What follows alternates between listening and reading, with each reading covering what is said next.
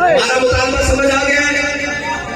جتنے مفتی یہاں چمچے بیٹھے ہیں، جو بھی ان کے جناب نمائندے بیٹھے ہیں یا جو لکھنے والے ہیں، وہ ذرا غور سے لکھیں ہمارا مطالبہ کہ اس کو فی الفور ریفرنس دائر کر کے اس کو فی الفور کٹہرے میں لے کر آؤ. اگر نہیں آتے تو پھر ہم آئیں گے سپریم کورٹ کے باہر، پھر ہماری بات پر ہماری مطالبہ ہوگا، یہ مطالبہ نہیں ہوگا. ہاں بھائی آپ تیار ہو؟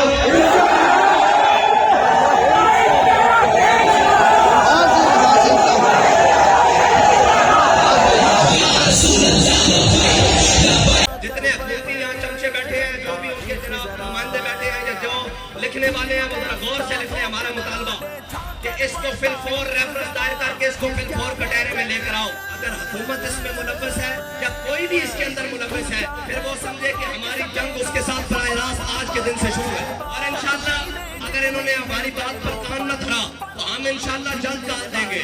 یہ کال دھرنے دھرنے والی نہیں ہوگی، یہ کال سپریم کورٹ کے گھیراؤ کی کال ہوگی. پتہ ہی نہیں ساری تاریخ کی ہو جائے زیر دے کباب کھانا